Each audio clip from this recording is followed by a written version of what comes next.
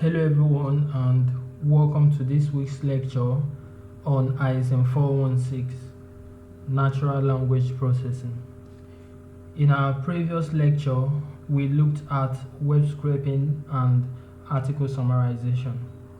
I showed you how you can scrape any article from any website online and summarize them using an NLP library called Jensen, which is in fact the first NLP library we've used so far in this course. Now, have you ever asked yourself how the machine is able to understand the syntax and semantics in those articles? How it's able to identify the parts of speech and the keywords so as to be able to summarize them appropriately. Now, in this lecture, I'm going to show you how. So let's get started to see what we have for this week. So in this week, we are going to be discussing a very important topic in the area of data science and natural language processing, which is NLP Tasks. Okay, so when we talk about NLP Tasks, what do we really mean? Now, NLP Tasks can mean many things to many people, right? It could be counting words in a corpus. It could also be counting the frequency of words and the frequency of unique words in a particular corpus. It could be tagging your article according to their part of speech. It could be detecting sentence boundaries and some grammatical constructs, etc. Right? So in this lecture, we are going to be implementing some of the popular NLP tasks, and we are going to implement that using a very important library in natural language processing, which is the spaCy library. Okay, so before we go into coding, let's try to understand what the spaCy library is all about.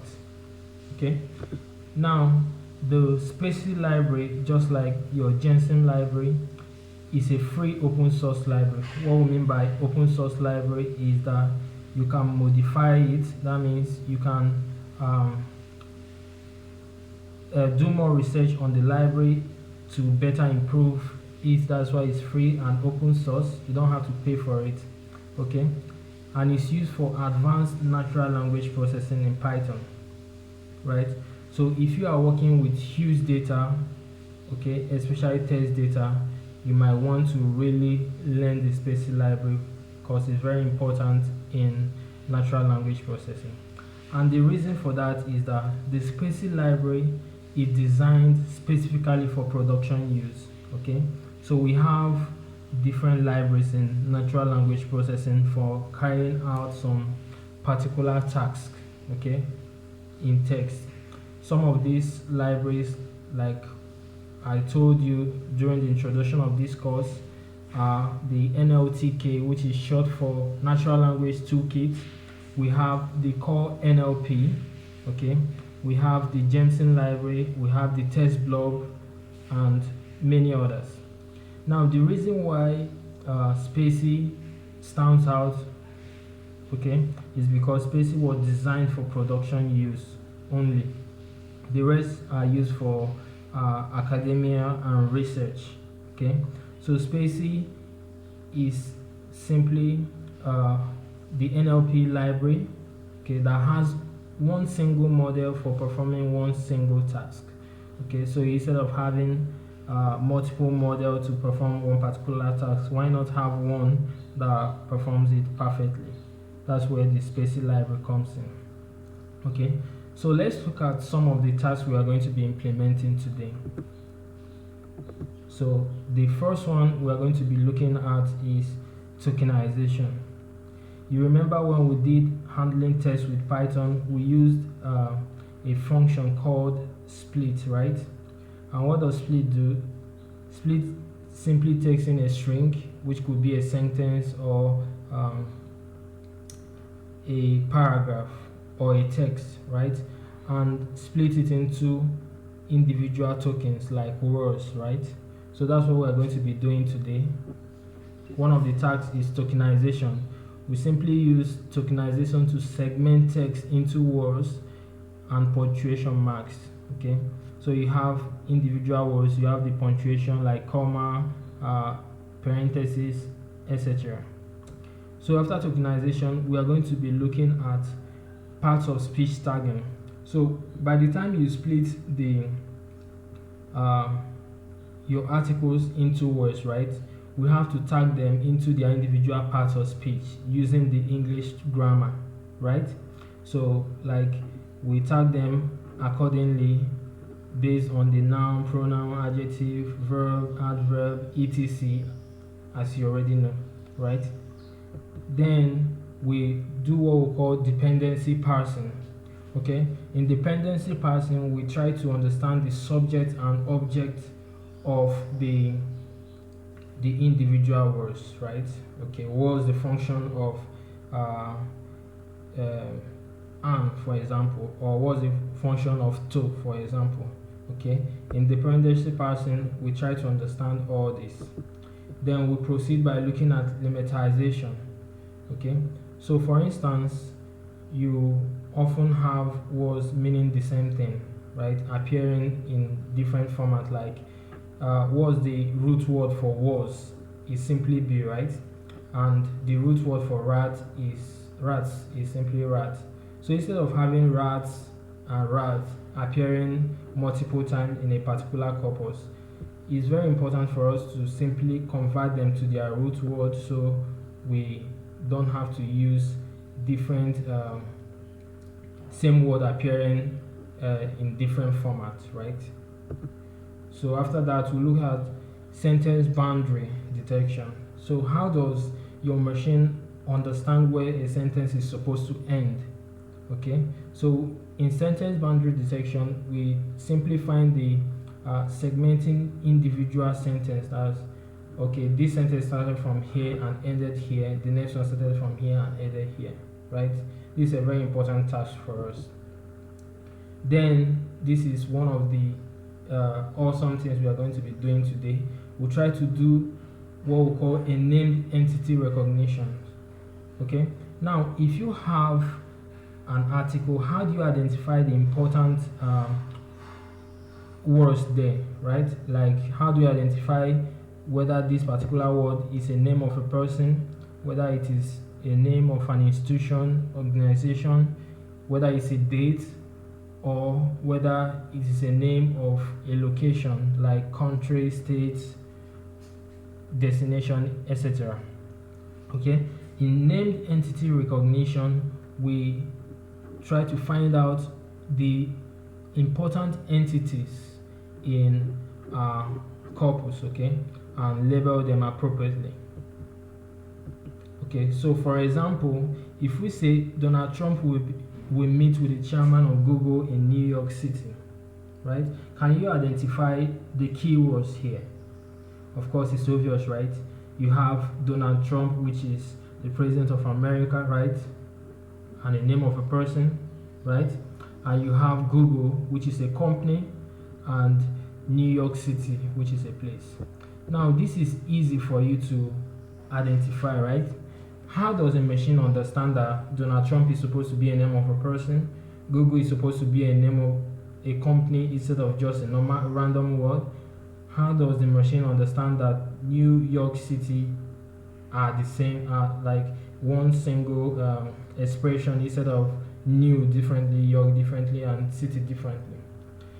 Now, to do that, we simply make use of the named entity recognition. We label them into real world objects. Okay, so the machine, when you pass this sentence to it, it can identify that Donald Trump is a person, Google is an organization, and New York City is a place. So that's what we are going to be doing in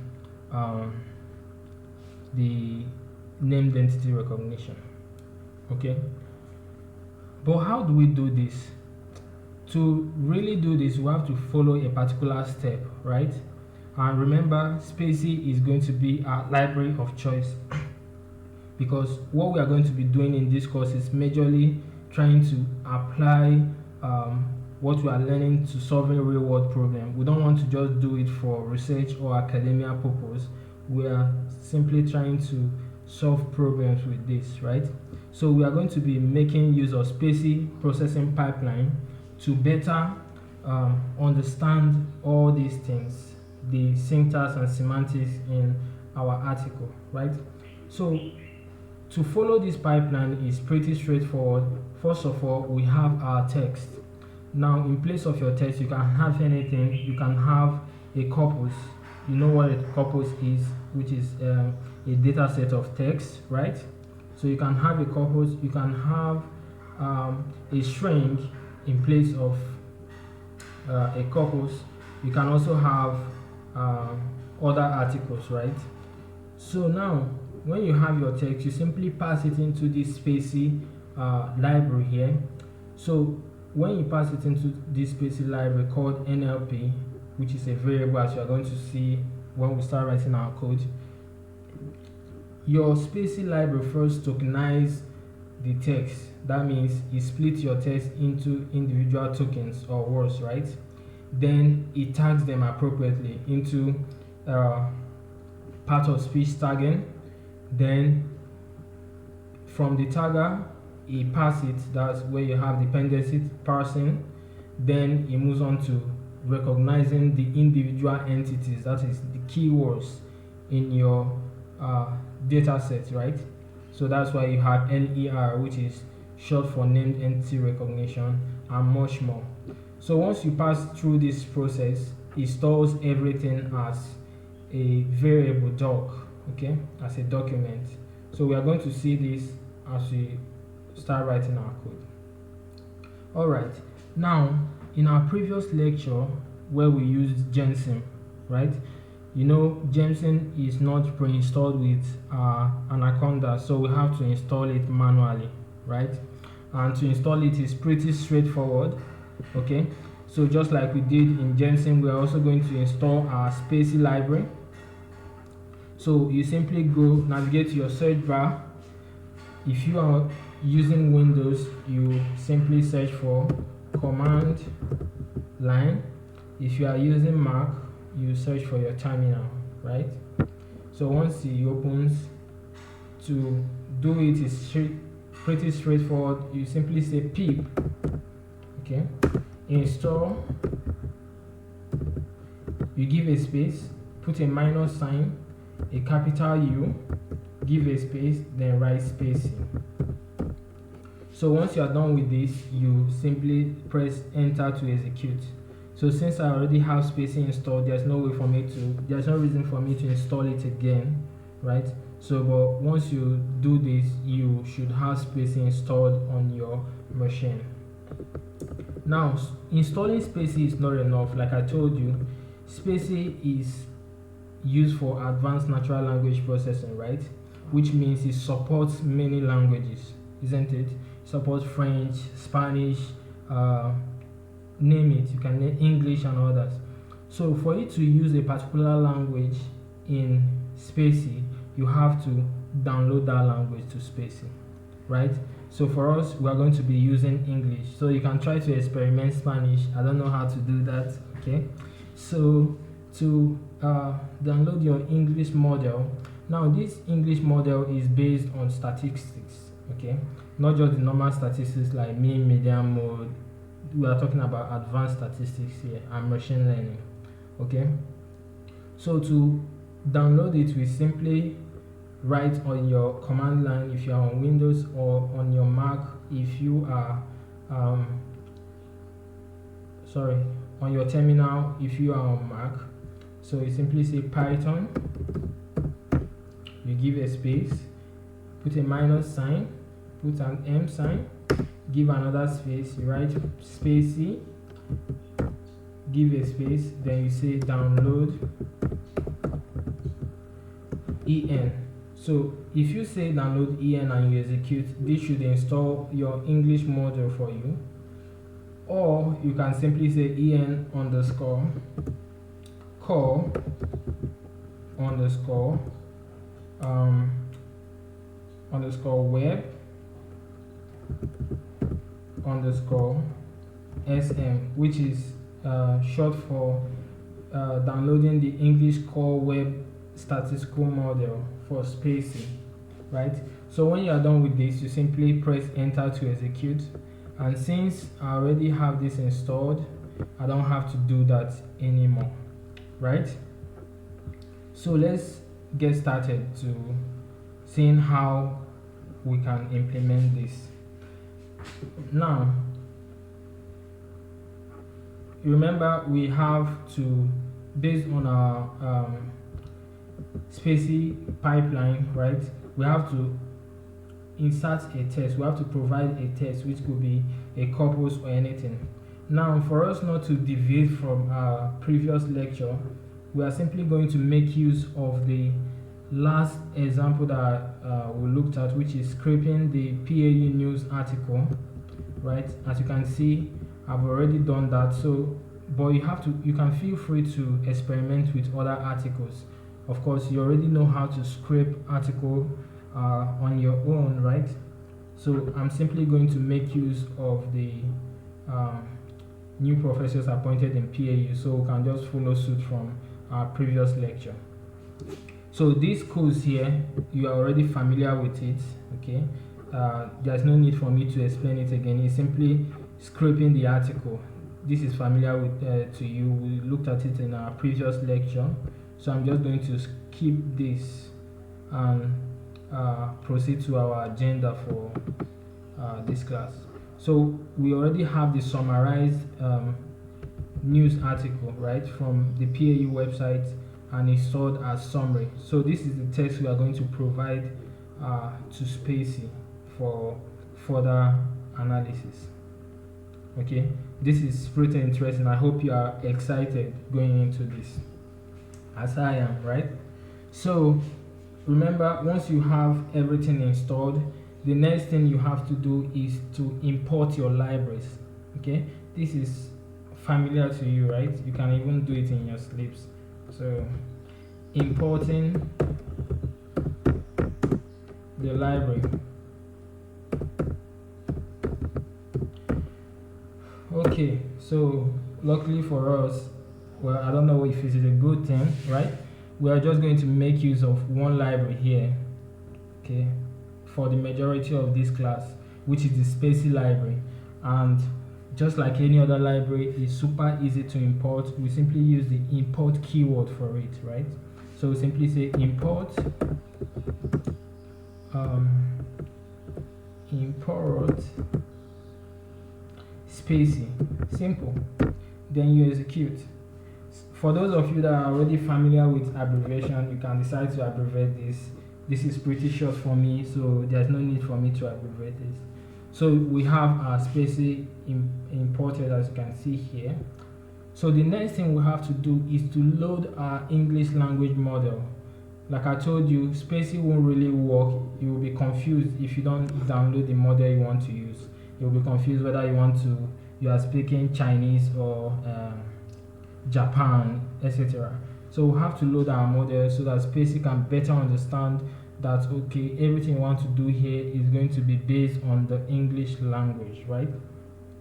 And to do that is pretty simple, because already, you know, everything we are doing in this course is pretty straightforward, pretty simple, and pretty useful, right?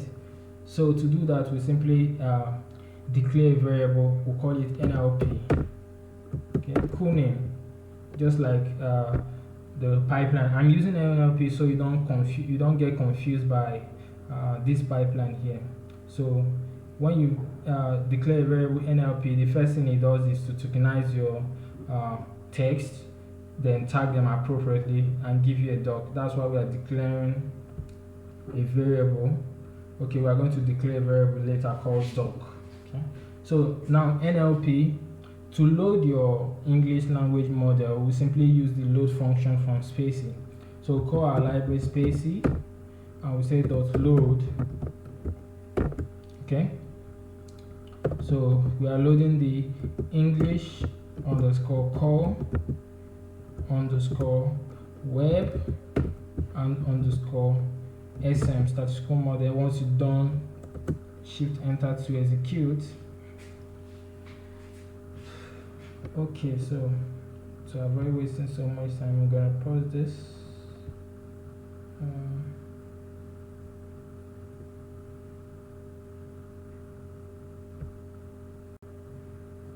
okay, now once you've loaded your model, it's now time to start doing the cool stuff, right?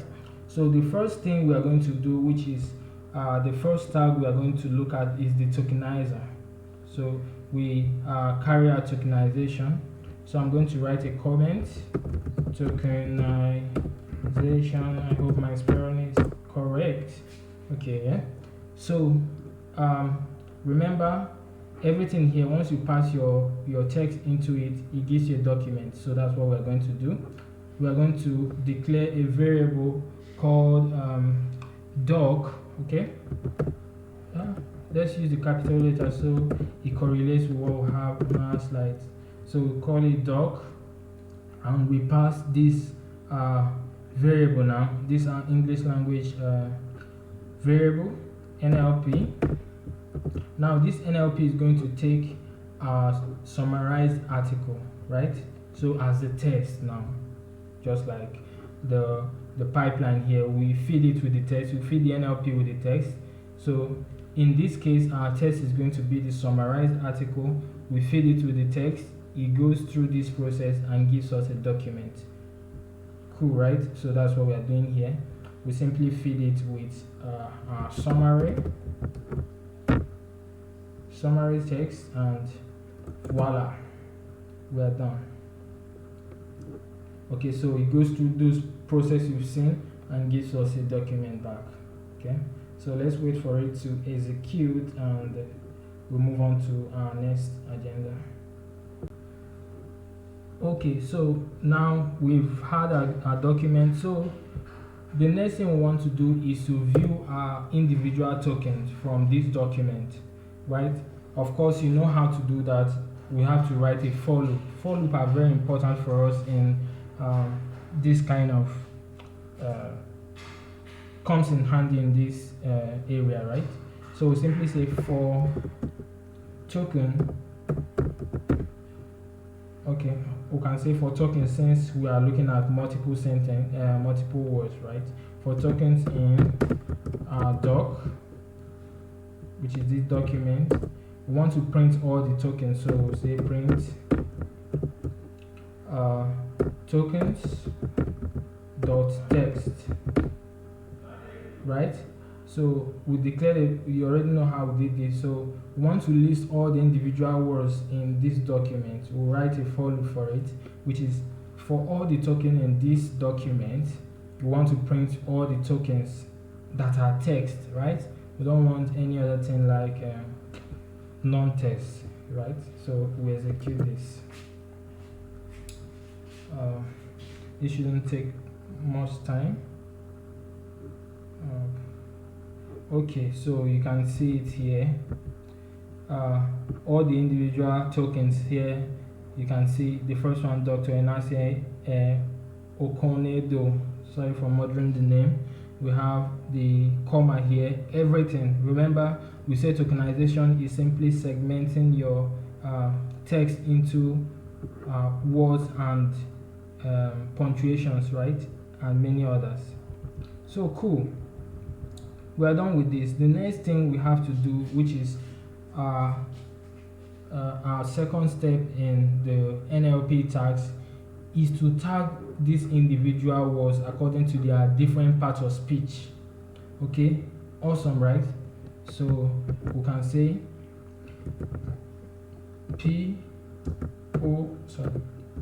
POS tagging, which is short for part of speech tagging.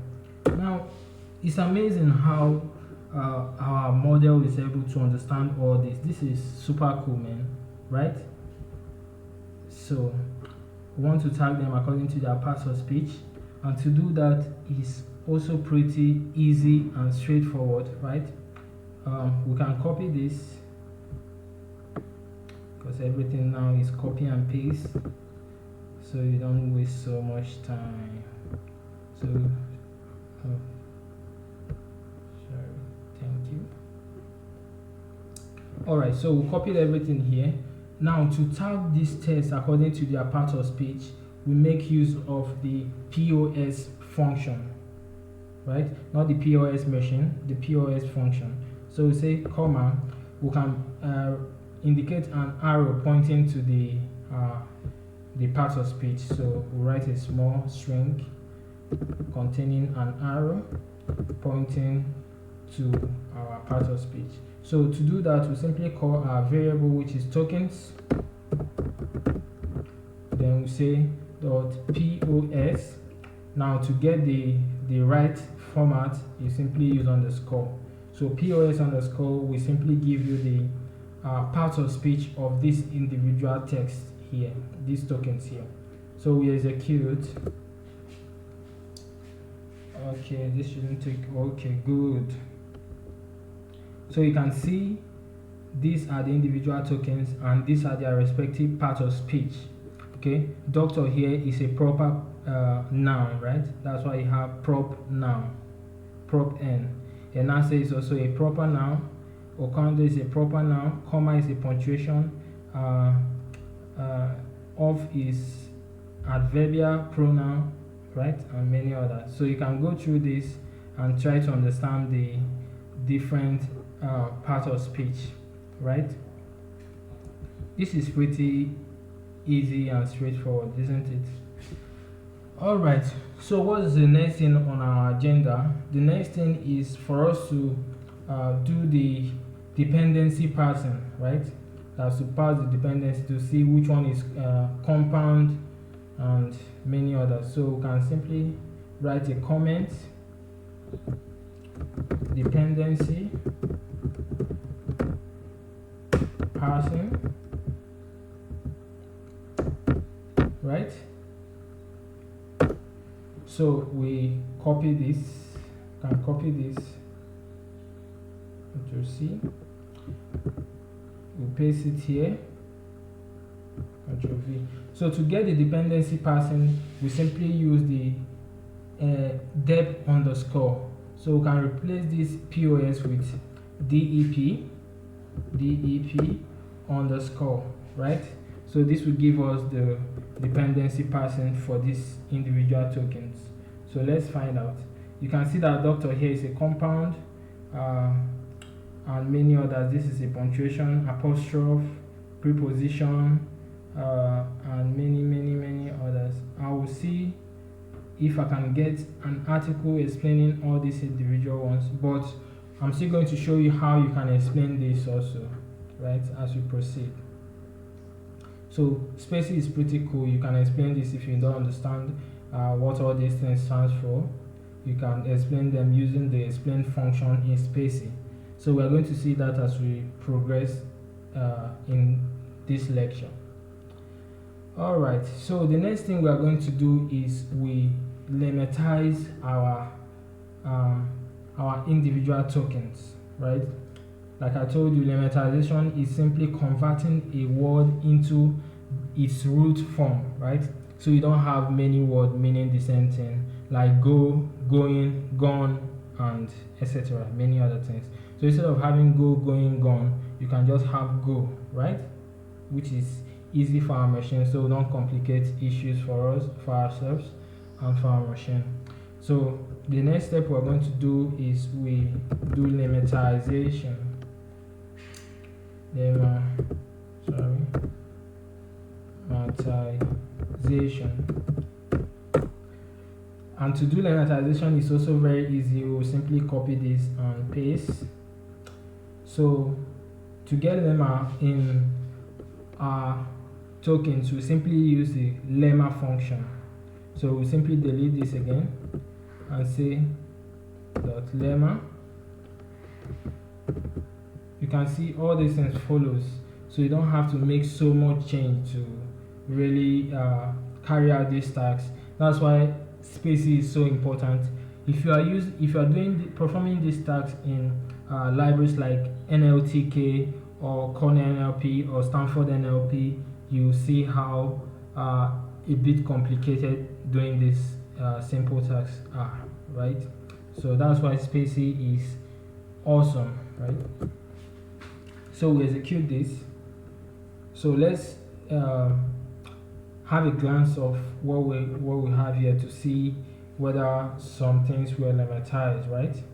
So let's go down. Feel free to stop me if you see anything. Okay, I've found one. Being has been converted to its root word, which is be, right? Appointed has been converted to appoint, which is cool. So you don't have to have appointed and appoint in one place. So we have professors converted to professor. The reason why we are doing this is for our machine to better understand each word, right? So we don't have to complicate many things. And you are going to appreciate this when we start doing sentiment analysis, right? Because you don't really want to have multiple words duplicating themselves and they literally mean the same thing. Alright, so we are done with the lemmatization now. So the next thing we have to do is to detect the boundary for the sentence. Okay, how do you understand where a sentence is supposed to end? So normally for us, we can detect a sentence based on the period, right? Okay, a sentence is supposed to end with full stop, isn't it? So let's see how the machine understands how a sentence is going to, or the boundary of a sentence, for instance. So to do that is also very easy, right? So we declare a variable sentence. Now this variable is going to take the list of sentences in our document. So we use the list function, list of doc, okay, sentence in our document. So to get the sentence in this document, you simply use doc.sense, sense like this. So this should do the damage for us. So do this and we execute. Awesome, this has been stored. So you can view it if you want to. You can view the sentence if you want to by typing the variable name sentence. So you can view it and see the sentence, the list of sentences there. You can see it's enclosed in list form. So to show you that this is a list, not a string. Now, so we can print them out by saying for, by writing a for loop, obviously, for sent, okay, for sent in sentence, okay, we specify a delimiter. We want to print all the cents. Easy. Okay, so you can see, just like a normal human will detect a sentence, the machine is also able to detect this sentence by identifying all the individual sentence that ends with a full stop. So it goes through this article and filters out all the ones that ends with a period and identifies it as a sentence. So this is the boundary for all the sentences, and we have 1, 2, 3, 4 sentences in our article, which is cool. Alright, so let's get started with the other part, which is the named entity recognition. Like I told you before, entities are very important. For instance, how do you know that Charles is a person and not a place? How do you know that Charles is a person and not a random word like was, it, to, etc.? So let's see how the machine understands this. And to do that, using our spaCy library is also very easy. Okay, so first things first, we write a comment, NER, which is short for named entity recognition. Okay, so we are going to write a for loop also to extract the entities from this summarized article, right? So to do that, we simply say for ent, which is short for entities. In our doc, to get the entities from our document, we simply use the ent function, .ent, like this. So we simply say for all the entities in the document entities, right? We want to print out the entities. Easy. Print ent dot text.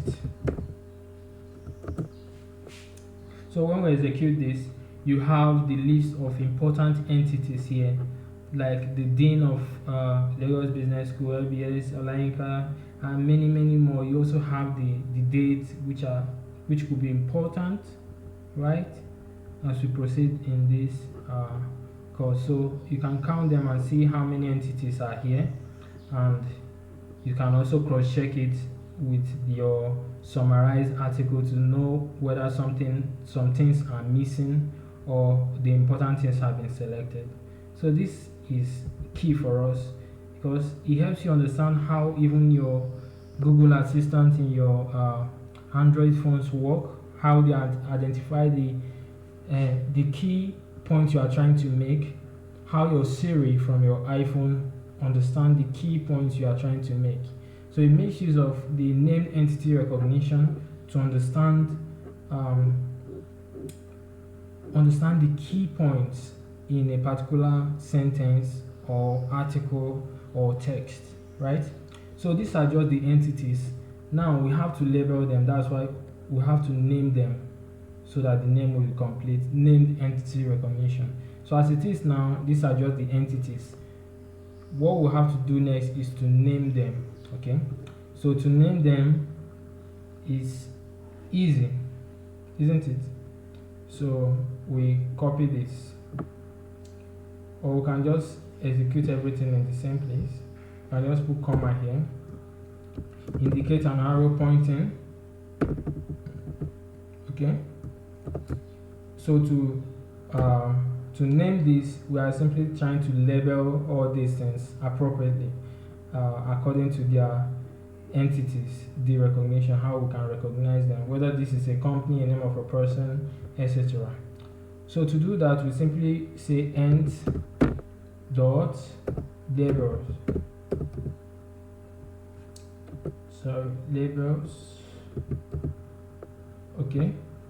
Label, then we'll put underscore. Don't forget to put your underscore so you don't have errors. So you execute this.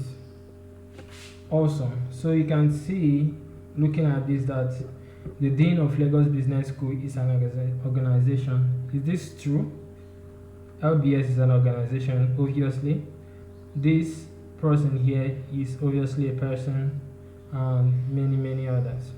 So we are going to make this thing a little bit understandable later when we try to convert everything we've seen so far in this lecture into a structured form so that we can save them to our working directory in any format of our choice. But before we do that, they say, which you can also agree with me, that a picture speaks louder than 1,000 words. Is it 1,000 words or what? So to do that, we have to perform visualization so we can better understand what we are doing here. Visualization. Alright, now to perform visualization on this text, right, we make use of a function called spaCy, which is a function in our spaCy library. So let me quickly take a glance at our time. Oh, see, I have some time. So spaCy. So for you to use spaCy, we have to import it, obviously. We simply say from spaCy. Oh, sorry. So from spaCy, which is our library, we want to import spaCy.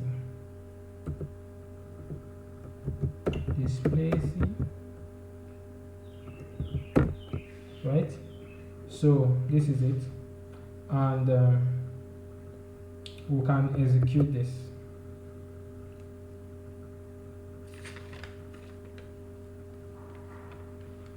Okay, now once you've imported your spaCy function, it's now time to visualize, and we can do that using a function in spaCy called render. Okay, it helps you visualize your text in your cell, right? So we simply say spaCy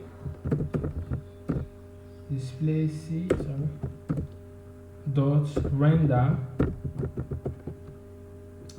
So now this render takes in various parameters. If you want to see the list of parameters it takes, you can put a question mark here and execute. Okay, of course you already know this process. It's a way of getting help from your Jupyter notebook. So you can see the render function takes in different parameters, like your document, it takes in the site, this page, Jupyter, and many others, right? So we are going to make use of few of them, right?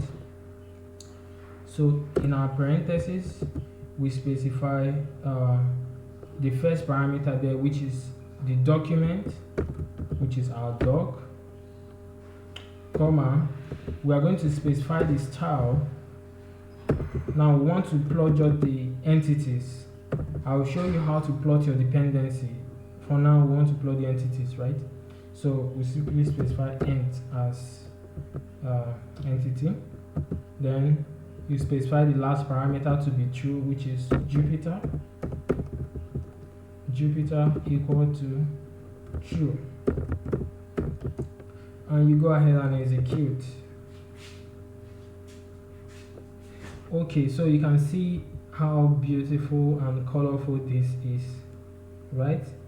So the first one here, the Dean of Lagos Business Class you saw here is an organization, which I don't know if it is true. LBS obviously is an organization. Olayinka David is a person. This is a date. So you can see all the colors for organization. The sky blue here indicates organization, so you can just take a glance and see, okay, these are the organizations in my summarized article. And when you see this is purple, right, is for person. So this is a person, this is a person too. So this Barcelona obviously is a GPE, which is short for geopolitical entity, right, which we will come to see later. This is a date and many others. So this is pretty cool visualization here. So we can do one more visualization. Okay, we can just copy this. Let's say we want to visualize the dependency parsing, right? So simply change this to dep, DEP, and we execute. Okay, so wait for it. Okay, so let's go down. So you can see the visualization for dependency parsing. So what it simply does is it selects the individual tokens and tag them appropriately. This doctor is a proper noun, and answer is a proper noun, and many others. So we are going to see this one later, the compound part later. Okay, so we don't have to waste so much time here. Now we've obviously done a lot, right? So let's try to bring everything we've done together. So we'll see how to convert them into okay, so we'll try to bring everything we've done so far together. We try to convert them into a pandas data frame and save them in CSV or Excel form as you so choose, right? So, and to do that, let me write a comment, putting everything together, right? So you remember when we did regex with pandas, right? Regular expressions with pandas. We wrote a script to get the individual entities in our corpus and store them in a dictionary, right? We converted the dictionary to list, then finally we converted the list to a pandas data frame. Hope you remember those processes, because we are going to be using just a basic of it here, right, to achieve what we want to do. So the first step we do is we define an empty list, right? So I'm going to call it a list for the sake of time. So after that, we try to write a for loop to select all the individual items we need, right? So we say for token, just like we did previously, for token in our document, okay? Now, after this, we have to define an empty dictionary. So I'll call it dit. Okay, dit is going to be an empty dictionary, which is going to take all the key items and values, right? So the first thing is going to take, this dictionary is going to take, is our individual tokens, right? So I simply call the variable name dit and index a new variable, calling it tokens, which is going to take all the individual words. Now, how do I get the token from our dictionary, from our document? Just like we did before, we simply say token dot text, right? You can print it to see, print dit. So we can print it to see what we are doing, to make sure we're on the right track. Okay. Alright, we're on the right track. We have a key here, tokens, and we have the individual words here, which are the individual tokens. Awesome. So the next thing we are going to do is we create another key for the part of speech. Okay, we already have the individual token. Then what is the part of speech they belong to? So easy, we've already done it. We are just trying to summarize everything we've done. Parts of speech, so the part of speech, how do we get it? Tokens.pos, right? Token.pos, don't forget your underscore. So let's run it and see what we get. Awesome. So we have the tokens and the part of speech are the two major key, and these are the values. So doctor is a proper noun and many others. So we are making progress, isn't it? What's the next thing we need to do? We are going to use what I've not showed you before. It's called tag. Okay, we are going to explain tag using a code here so you better understand it. But for the meantime, just follow up with the code. Okay, say tags. I'll show you what tags are in a minute. I will explain it for you later. Okay, tags. Okay, equal to. How do you get tag? You simply use the tag underscore. So token dot tag underscore. Then we execute. So you see we have 3 keys, and this is the tag NLP. Don't worry about what it means. I'm going to explain it for you soon. Okay. Alright, now the next thing we are going to do is we get the dependency parsing, right? So say dit dependency parsing, right? So we set this equal to, how do we get it? The dep, right? So token dot depth underscore. So we execute and we see it here. Alright, now finally let's try to explain this tag here.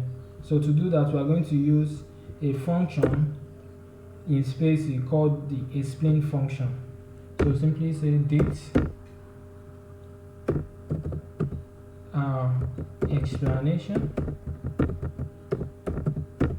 Okay, say this equal to our spaCy library. We use the dot explain function. Okay, so what do we want to explain? We simply want to explain this. So if you want to explain the dependency, feel free to switch the tag with depth here. So token dot tag underscore. Okay, so let's execute this. Alright, so we are done. Let's comment out this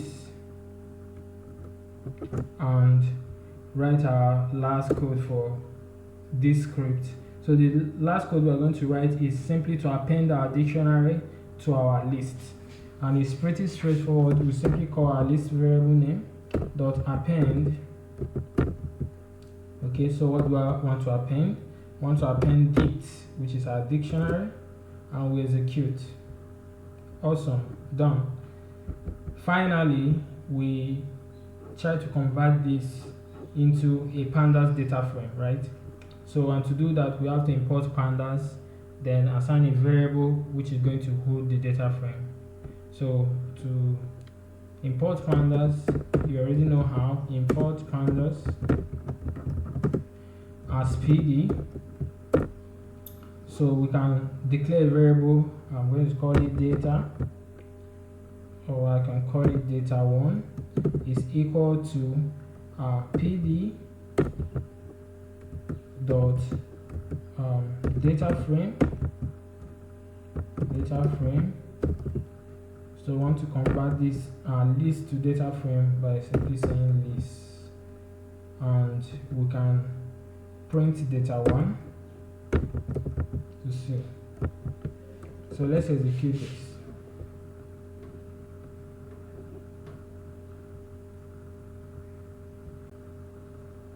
Okay, so you can see everything is in structured form, but we have a problem here. They are not arranged as we want. Okay, why are we having this?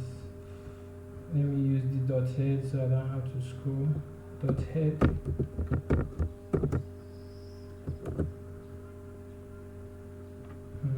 Okay, so this is smaller. Alright, so we have everything, but they are not arranged. So we can arrange them by re-indexing this. Okay, so we call our variable name data1 equal to our variable name again data1. Then we use the reindex function. Reindex. Okay, this reindex takes in majorly two parameters: the arrangement of your columns in list form and the axis you want to get it from. So the first thing we want to do is we want to arrange tokens. We want everything to start with tokens, right? Control C, V, then followed by what? Followed by parts of speech. Okay. V. Followed by the tags. Okay, we can say dependency parsing before tags, so we can better understand the explanation. Control C,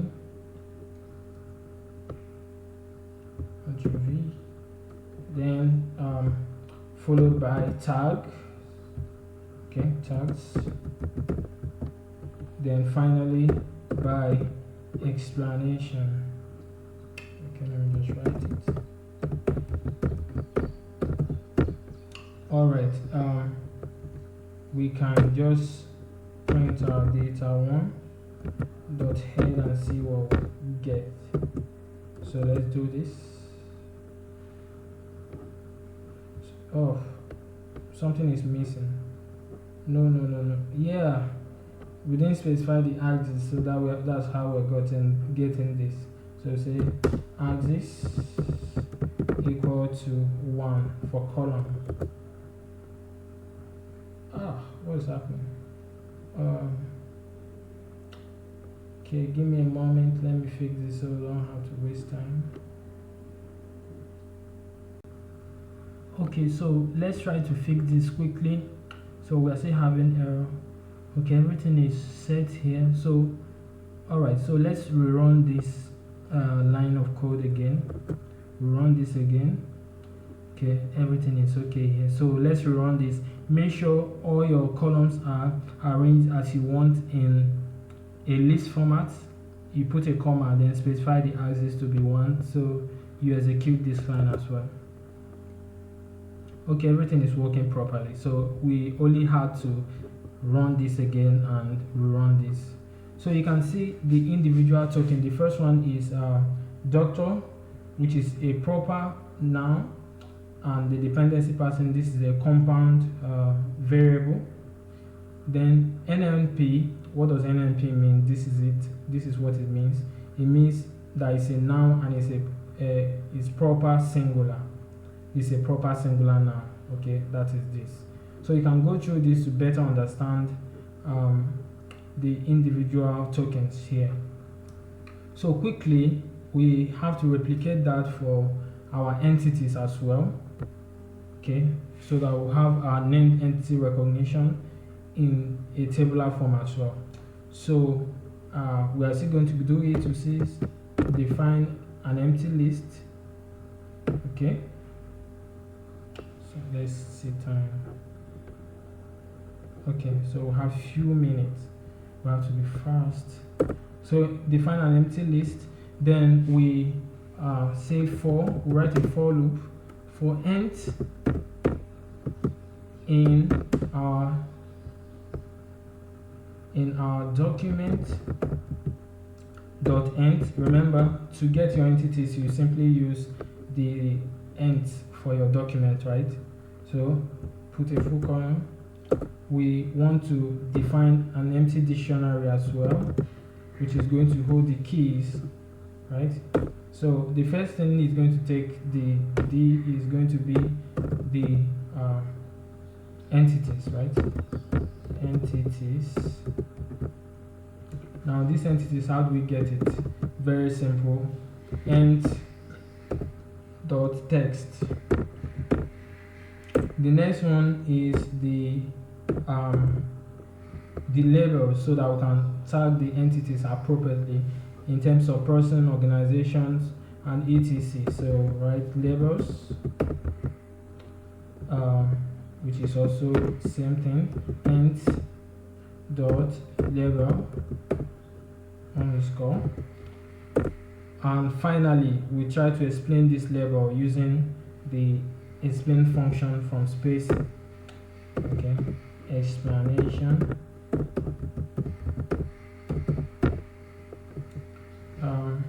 So equal to spaCy dot explain. So what do we want to explain? We want to explain ent dot label underscore. So finally, we append our dictionary. We simply say l dot append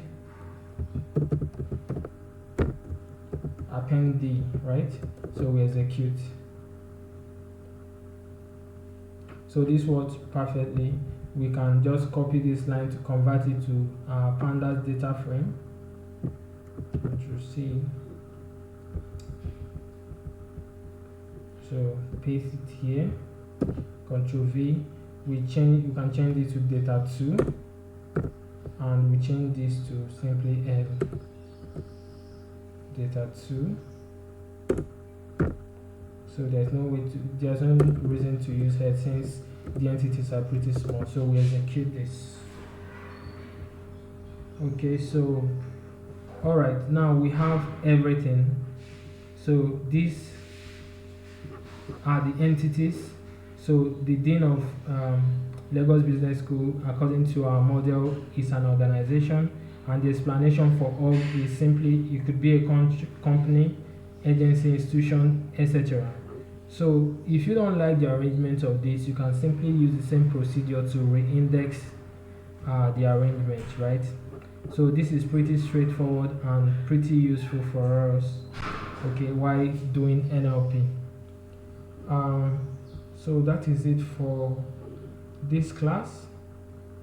If you want to convert this to your you want to store it as CSV or anything, you already know how to do that. First, you call your variable name. If it is data1, you simply say to underscore CSV. If it is to Excel, we simply say to underscore Excel. So you can call it what we call it. You can call it gg.csv. You can call it anything and you execute. And this will store your data in your working directory as gg.csv. So that's all we have for this week. I hope you enjoyed this lecture as much as I did. Try to go through your slides to get more detailed explanation on some of the things stated here. These are very important for us. And from next week, continuing from next week, is we build on what we've learned this week, okay? So try to do your assignments, and if you have any questions, do well to let me know and I will reply you at the earliest. So until we meet again next week, enjoy natural language processing and stay safe. Bye.